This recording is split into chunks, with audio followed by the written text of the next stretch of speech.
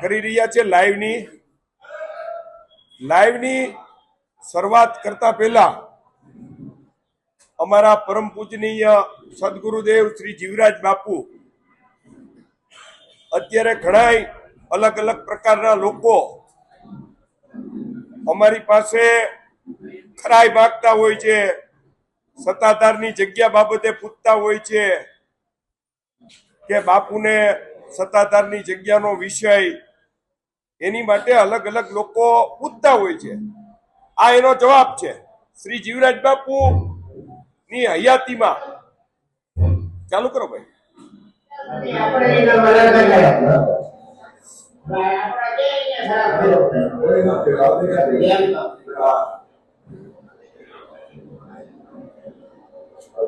પહેલેથી દેખાડો વિજય ભગત। હા, જો આ વિજય ભગત ઉભા છે પહેલેથી।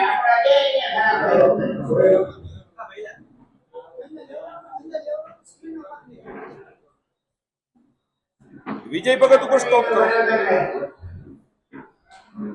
આ અમારા પરમ પૂજનીય સદગુરુદેવ શ્રી જીવરાજ બાપુ આપ સૌની સમક્ષ દેખાઈ રહ્યા છે અને એમની સામે જે ઊભા છે એ હાલના જગ્યાના મહંત શ્રી વિજય ભગત।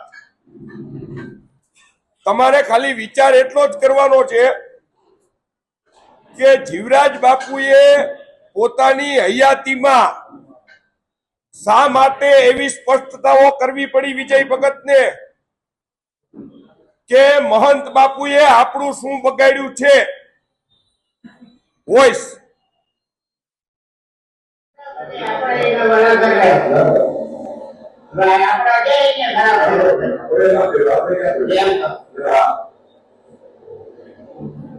આ મોટા બાપુ એટલે કે જીવરાજ બાપુ અમારા સદગુરુદેવ એવું કહે છે કે આણીએ ક્યાં ખરાબ કર્યું એટલે હું ત્યાં બાજુમાં ઉભો છું અને પરમ પૂજની જીવરાજ બાપુ વિજય ભગત ત્યાં સત્તાધારની અંદર આવ્યા ત્યારથી અનેક પ્રકારે મારી પાછળ પડ્યા હતા। હું એની પાછળ નથી પડ્યો, ઈ મારી પાછળ પડ્યા છે।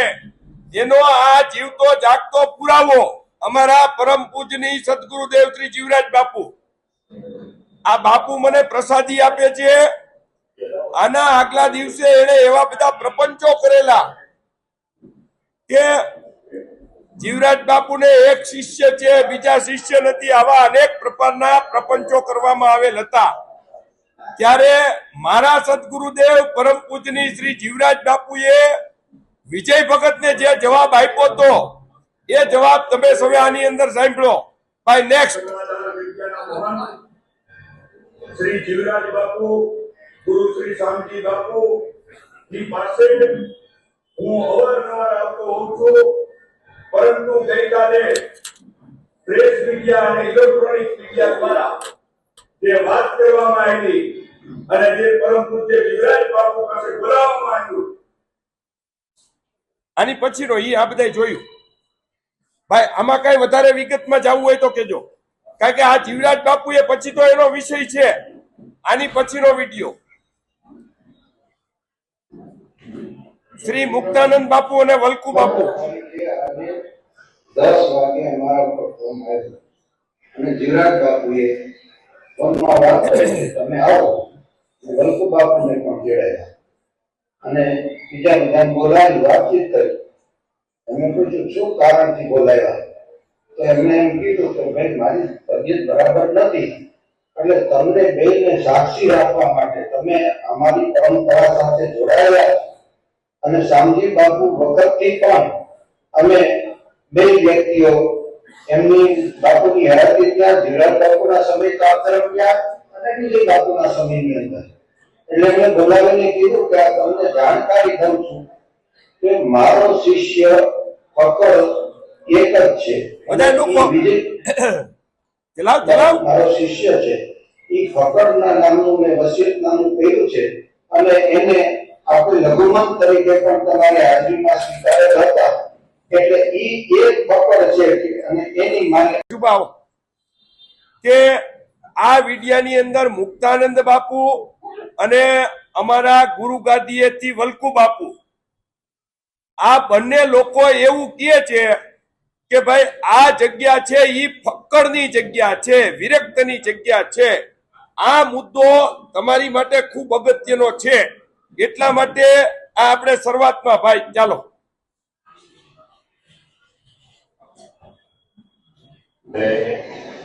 જે મીડિયામાં અત્યારે જે વાયરલ છે કે જે સંમેલન હરિયાણાથી અમરેલી થાય છે એમાં સત્તાધારના પૈસા આપ્યા છે, તો સત્તાધારે કોઈ એવો પૈસા આપ્યા નથી. જીવરાજ બાબુ કે મેં તો આશીર્વાદ આપ્યા અને આ જગ્યાની પરંપરા જળવાય એના વિશેનું ધ્યાન રાખવું એ ગુરુ ગાદી તરીકે અમારી ફરજ છે. જીવરાજ બાપુની નામદિવસ પવિત્ર છે એટલે એમની એમના અનુગામી તરીકે વિજય બાપુને નિયુક્ત કરેલા છે એવું એમને જાહેર કર્યું. એમની ઈચ્છાઓ પૂર્ણ થાય એમાં કોઈ ફેરફાર ન થાય એટલા માટે અમારે સાક્ષી વાળે આ જગ્યાની સાથે રહેવાનું અને આપણા બીજા બધાનું કલ્યાણ.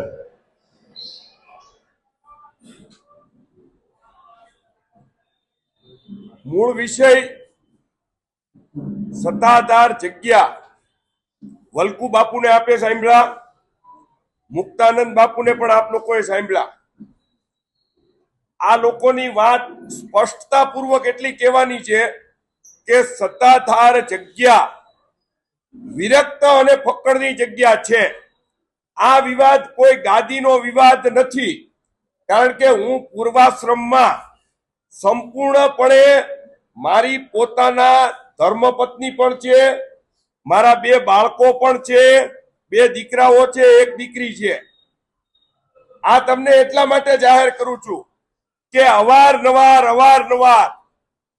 જે કાંઈ વાતો જાહેર કરવામાં આવે છે કે નરેન્દ્ર બાપુને આ ગાદી પચાવી છે, તો આ ગાદી જ્યારે વિરક્ત અને ફક્કડની ગાદી છે ત્યારે હું આ ગાદી માટે કોઈ દિવસ પહેલા હકદાર નહોતો.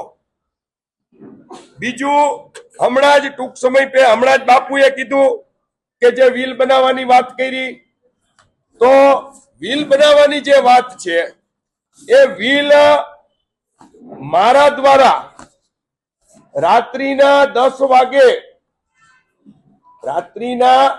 વાગ્યાના સમયે આપણા દ્વારા આ વ્હીલ બનાવવામાં આવ્યું છે.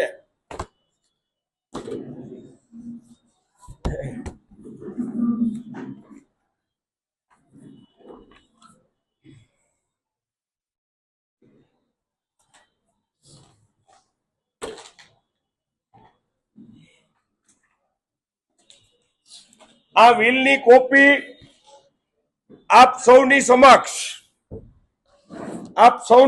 હું આ વ્હીલની કોપી રાખું છું. આપ આને કોઈ વ્યક્તિ નજીકથી પણ દેખાડી શકે છે. આ વ્હીલ નું વાંચન હું કરું છું, ફોટો પાડવા આપી દઈશ, એક કોપી પણ આપી દઈશ. વ્હીલ યાને વસિયતનામું. હું સત્તાધાર જગ્યાના મહંત શ્રી જીવરાજ ભગત ગુરુ શામજી ભગત ઉંમર વર્ષ આશરે 70 મારું આ વ્હીલ નીચે મુજબ બનાવું છું. હાલ સત્તાધારના જગ્યાના મહંત તરીકે હું સેવા આપું છું અને આ જગ્યાની પરંપરા મુજબ મહંતને ચેલા નીમવાની અબાધિત સત્તાઓ છે. મારી તબિયત થોડા સમયથી નાદુરસ્ત રહે છે, તેમ મારી જગ્યાઓ મારા મરણ બાદ શ્રી સત્તાધારની જગ્યાના ઉત્તરાધિ તરીકે મારા ચેલા શ્રી વિજય ભગત ગુરુ શ્રી જીવરાજ ભગતની આ વ્હીલ દ્વારા ઘોષિત કરું છું. મારા મરણ બાદ મારા ચેલા શિષ્ય ભગત ગુરુ જીવરાજ ભગત આ જગ્યાના મહંત તરીકે તમામ સેવા તેમજ તમામ કાર્યભાર તેમજ તેમની રહેશે. તેમને આ સત્તાધારની જગ્યાની વિષય હવે શરૂ થાય છે ભાઈ. આ સત્તાધારની જગ્યાની પરંપરાઓ મુજબ તરીકેના તમામ કાર્યો કરવાના છે. કઈ મુજબ કરવાના છે? સત્તાધાર જગ્યાની મૂળ પરંપરાઓ મુજબ. તો આ બાપુનું વિલ તારીખ 8/8/2017 આની અંદર સહી છે શ્રી જીવરાજ બાપુ, ગુરુ શ્રી શામજી બાપુ. એની નીચે સહી છે શ્રી નરેન્દ્ર બાપુ, ગુરુ શ્રી જીવરાજ બાપુ. આપ સૌ જોઈ શકતા હશો. આપણે થોડા આગળથી બાકીનું બધું તમને આપવાનું જ છે. તો આ તમારી પાસે જાહેર કરવાનું મુખ્ય કારણ કે જ્યારે હું આ વિલ પોતે બનાવી દેતો જીવરાજ બાપુની અને ગુરુ પરંપરાઓ તરીકે સીધી લીટીનો હું વારસદાર હતો, ત્યારે કોઈ પણ ની હાજરી નથી સાહેબ. કોઈ પણ નોટ એ સિંગલ વ્યક્તિ, હું, ટી.આર. દોશી, ધનસુખભાઈ ગોહિલ વકીલ અને જીવરાજ બાપુ 3 જણા. જીવરાજ બાપુ સંપૂર્ણપણે અભણ, લખતા વાંચતા કઈ આવડતું નહોતું. અહીંયા જીવરાજ ભગત ગુરુ, વિજય ભગત ગુરુ શ્રી જીવરાજ બાપુ લખ્યું છે, તો અહીંયા હું નરેન્દ્ર બાપુ ગુરુ શ્રી જીવરાજ બાપુ પણ લખી શકતો હતો. આ 8/8/2017. ચાલો આ વિલની વાત છોડો. આ વિલની પહેલા 25 વર્ષ પહેલા સત્તાધાર જગ્યાનો એકમાત્ર મુખત્યાર તરીકે હું હતો. જીવરાજ બાપુના એકમાત્ર મુખત્યાર તરીકે. તો મારે આ જગ્યા બચાવવાની હોય અથવા તો મારે જગ્યા પડાવવાની હોય તો વિજય ભગતનો આ જગ્યાની અંદર જન્મ નહોતો. પ્રશ્ન પૂછી શકો છો. આપ એમ કહેવા માંગો છો કે આપ ગાદી માટે આ નથી કરતા, એમ તો એક વાત સાબિત કરવા માંગો છો. બીજું કે જે વિજય ભગત અત્યારે ગાદી ઉપર છે એનું ભૂતકાળ શું છે એવું એના વિશે થોડું. એનો ભૂતકાળ 1967 ધારી તાલુકાના બોરડી ગામે તેઓનો જન્મ થયો. ધોરણ 5, 6 અને 7 પ્રાથમિક સ્કૂલનું શિક્ષણ બોરડી મુકામે લેવામાં આવ્યું. એમાં 5, 6 અને 7 ત્રણેયમાં એક વખત ફેલ ગયા એટલે ચડાવ પાસ કરવામાં આવ્યા. 1984 સુધી એ માણસ ત્યાં રહ્યો. 1984 થી 1993 સુધી અમરેલી મુકામ એમના મોટા ભાઈ નીતિનભાઈ ચાવડાના ઘરે રહી અને ગ્રેજ્યુએશન પૂરું કર્યું. અને ત્યાંથી એક બેન છે, આપણે બેનમાં બહુ અત્યારે નથી પડવું, એ બેનના નાના મોટા વિષયો ઉભા થયા. એટલે ત્યારબાદ ઈ ભાઈ 1.5 થી 2 મહિના રાજકોટ કડિયા જ્ઞાતિની બોર્ડિંગની અંદર ભાગીને આવેલા અને ત્યાં પણ રહેલા. 1993 પછી તેઓ સંપૂર્ણપણે ગાંધીનગર એમના ભાઈની બદલી થઈ. ગાંધીનગર મુકામે તેઓ રહ્યા.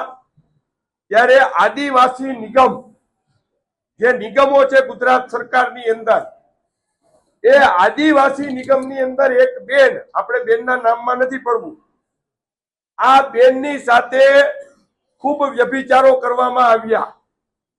આ વ્યભિચારો કર્યા પછી તે ત્યાંથી બોમ્બે ભાગી ગયા. મુંબઈની અંદર એનું ઓપરેશન કરવું પડ્યું. ઓપરેશનનો સંપૂર્ણ ખર્ચ એના મોટાભાઈ દ્વારા ચૂકવવામાં આવેલો. ત્યાર પછી અનેક વખત, ઓછામાં ઓછી 9 વખત એને પરીક્ષાઓ દીધી.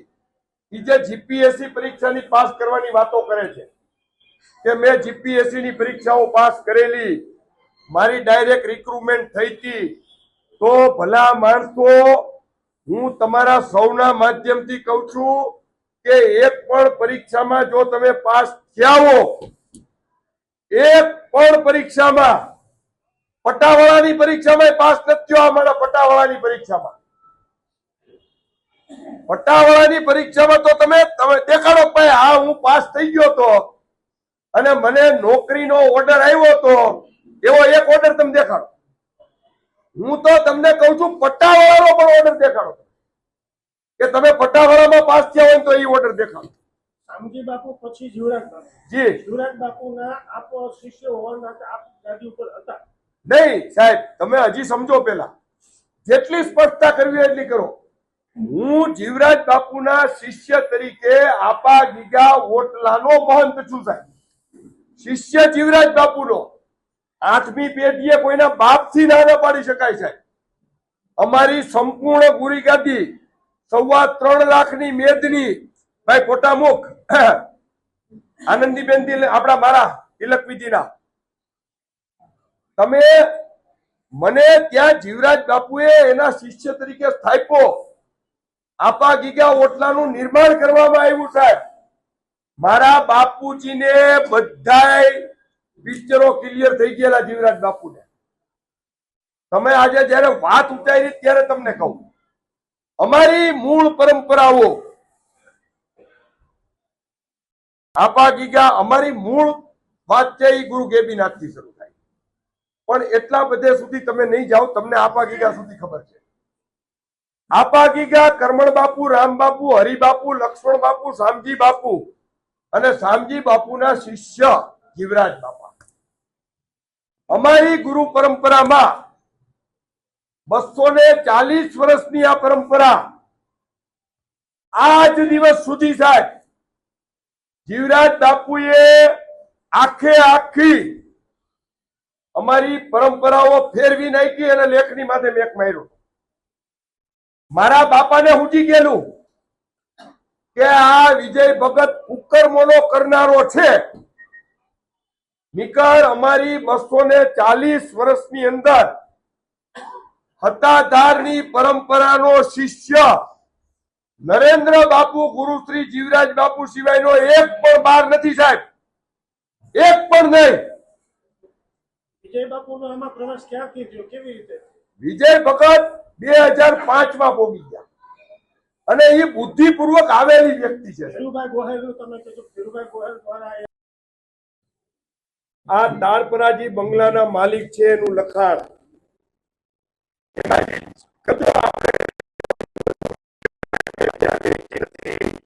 અમે કોઈને કઈ કર્યું નથી, એ બધી વસ્તુઓના જવાબ તારપરાજી આવે છે. આ તારપરાજી બંગલો પોતાના નામનો છે, એના ઓરિજિનલ લખાણો એની પાસે છે. આ જે પૈસા બંગલાના બાંધકામમાં આપવામાં આવેલ છે, આ દરેક લોકોના આની અંદર પૈસા, આ જે પીળી શાઇનિંગ આ છે એની પોતાની રોડનીસી ડાયરી, જે પોતે નોકરિયાત હતા એટલે એને બધી ટેવ હોય લખવાની, એટલે આમાં આ એનો બધાના પોતાના હિસાબ છે.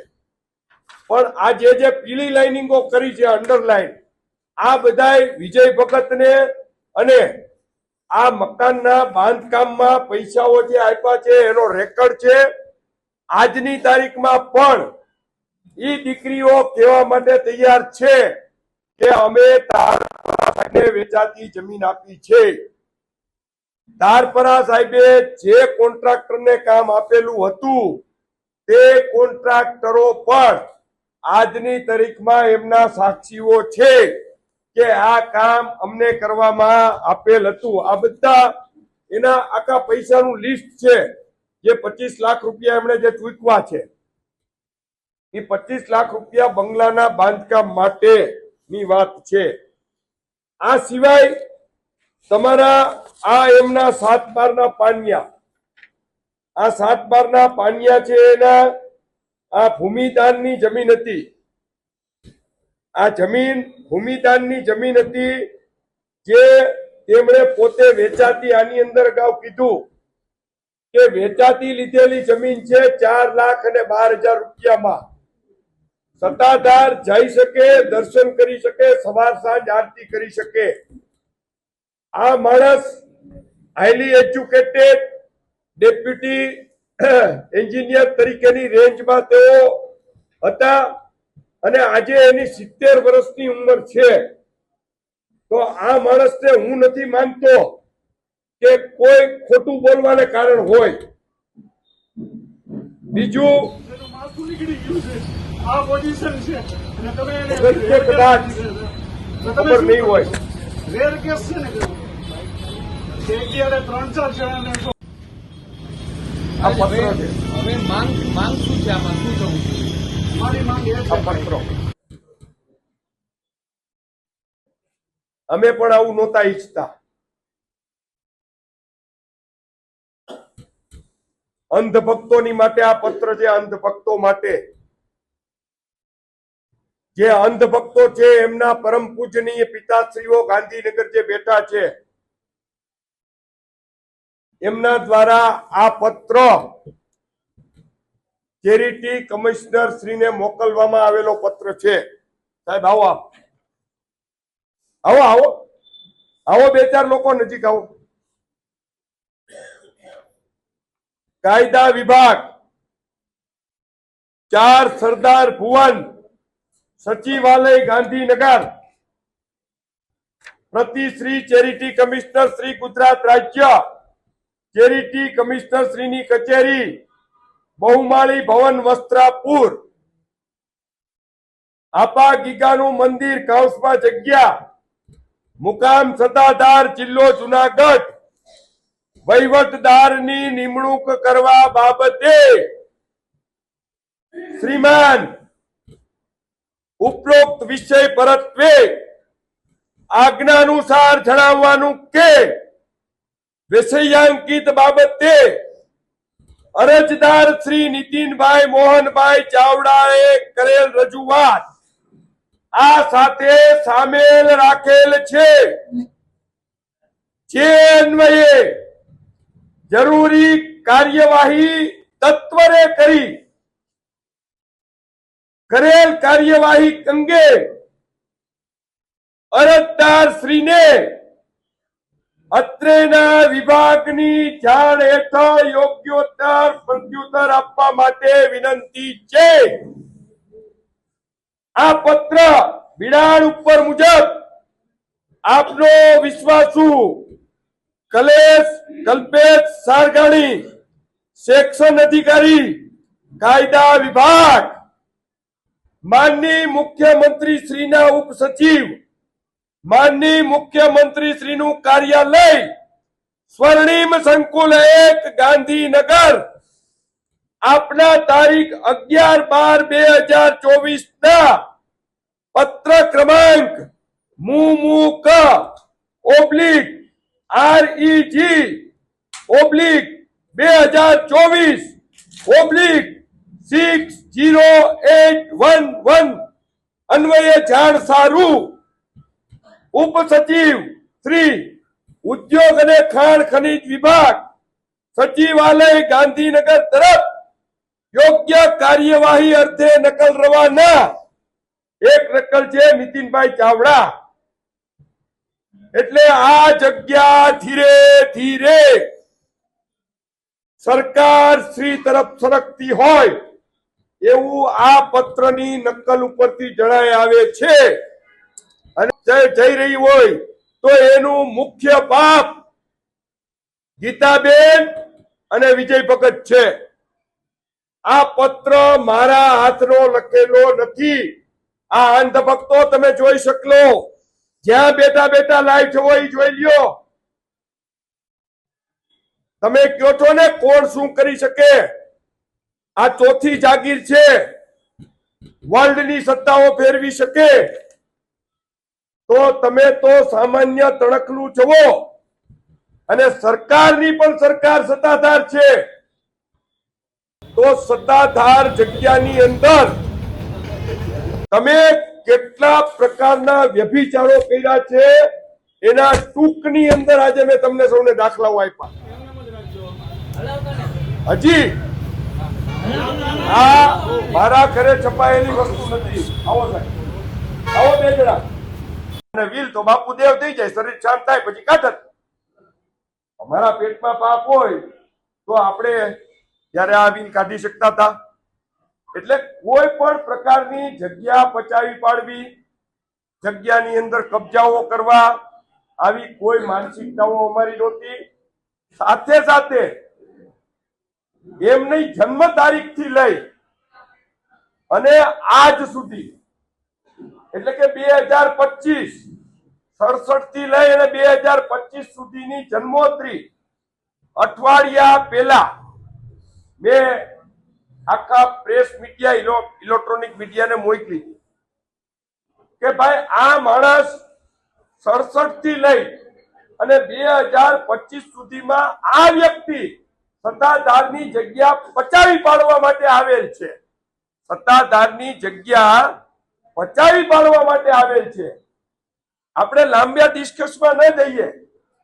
2004 ની અંદર પોતે 2003 થી 4 એક વર્ષ સુધી સત્તાધાર જગ્યામાં પહોંચવા માટે થઈ અને આખો સર્વે કરે છે સાહેબ. આખો સર્વે 2003 થી 4 ના સર્વેમાં એને જાણવા મળે છે કે સત્તાધારથી 7 કિલોમીટર દૂર ભૂતળી છે, દિગંબર મહારાજનો આશ્રમ છે.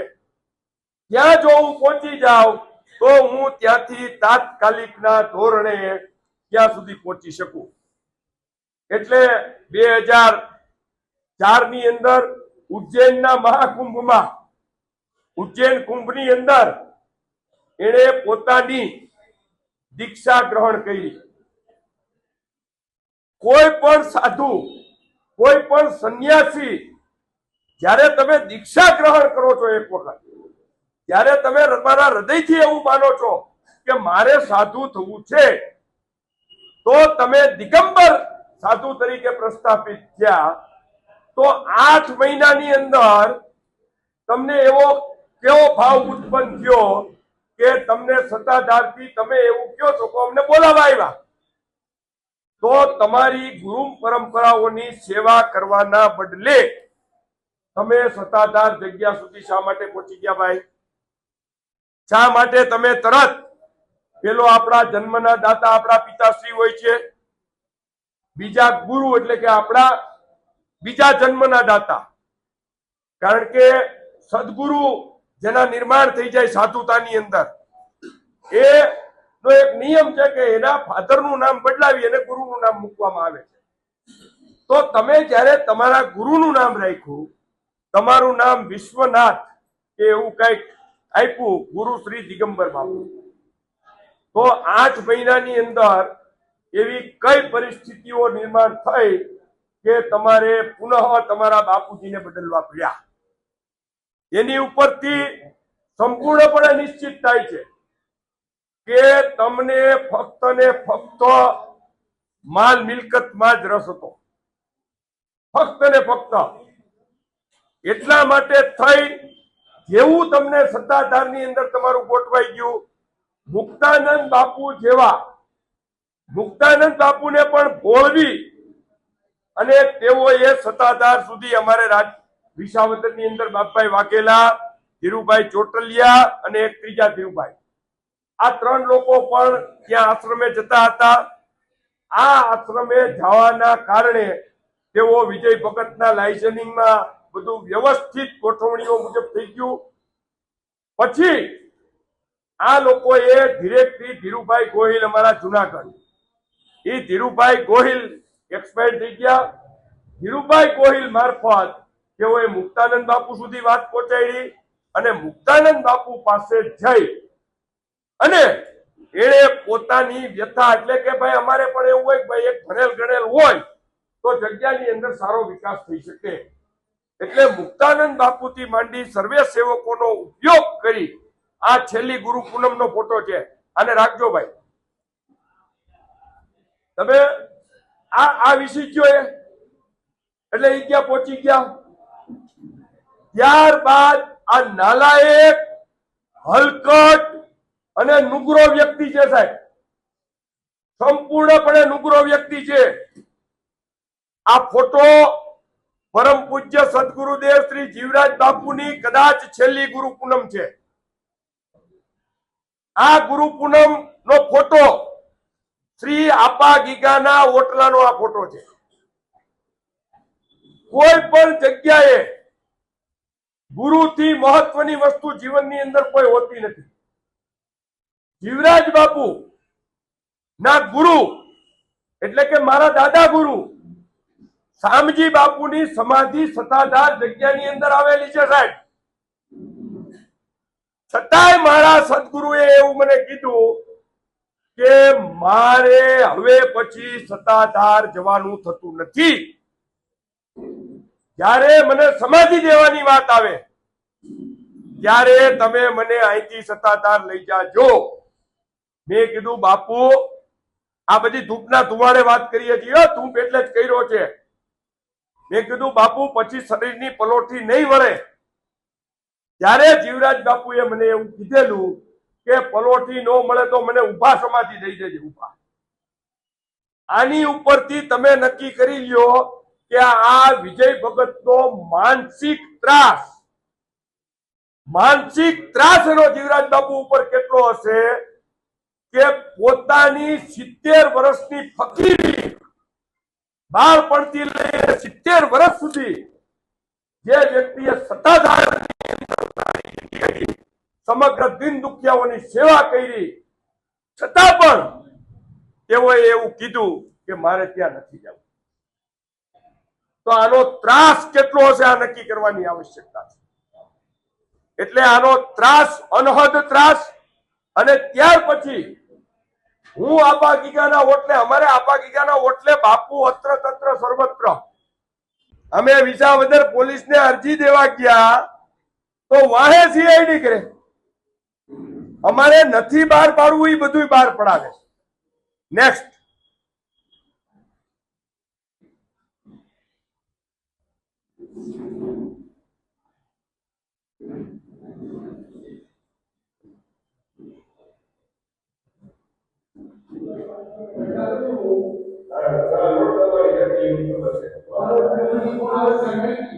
એક મિનિટ. આ ભાઈનું નામ છે ગોજિયો. અમે એને કહી છીએ ગોજિયો એટલે ગોરધન. આ માણસે ઓછામાં ઓછા 30 વર્ષ સુધી ત્યાં ઘંટી દળવાનું કામ કર્યું છે. અમારે જે લોટની જરૂરિયાતો હોય એ ઘંટી દળવાનું કામ આ ભાઈએ કર્યું છે. આ ભાઈને વિજય ભગતે 2-4 વર્ષ પહેલા મારીને કાઢી મૂક્યો. એને કેવો માર્યો છે આગળ કે કેટલી લાકડીઓ મારી છે એ કહેશે. અત્યારે એને ખબર પડી કે હવે આ બધું સત્તાધારનું સત્ય બહાર આવવા માંડ્યું છે, તો આને 5000 રૂપિયા દીધા બોલાવીને. કેટલાકને પૈસા દેહો તમે, કેટલાકને દેહો. આને કે તું કોઈને કઈ કેતો નહીં, તને કાનમાં રસી થઈ ગયા તા, એના 5000 રૂપિયા હું આપી દઉં છું, આને કોઈને કેતો નહીં. એટલે આ ગોધ્યાએ મને આવીને વાત કરી. આ ત્યાં બાજુમાં જ મારું મકાન છે એનો ફોટો. સવારના પોરમાં બિચારો ઉઠતા વેત આવ્યો. મને કે બાપુ આ. મેં કીધું ભાઈ તને ગોધ્યા 5000 દીધા છે, તારે નો કેવું. નાના બાપુ કે આ તો કેવાનું જ છે, માર્યો છે એ થોડું પી જવાનું, એ તો દવાના દીધા છે. કરો ભાઈ આનું. એ તોતડું બોલે છે એટલે સમજજો બધે.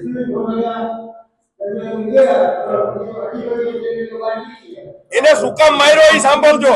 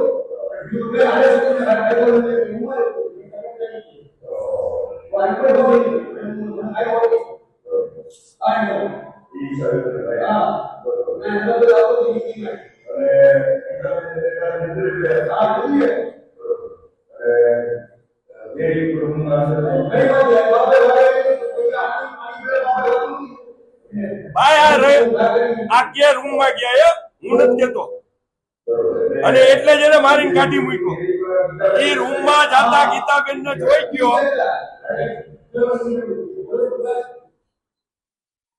ગીતાબેન ને રૂમ માં જાતા ગોતીઓ જોઈ ગયો એટલે ઓછામાં ઓછી 3 લાકડી મારીને કાઢી મૂક્યો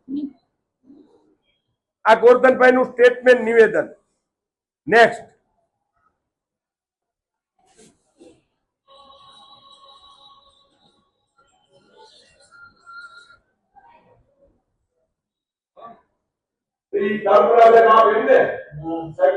હવે બીજું કઈ છે બીજું હોય તો જોઈ લે આજ માટે આટલું કાફી છે હવે તમારે કોઈને કઈ પ્રશ્નોત્તરી છે ભાઈ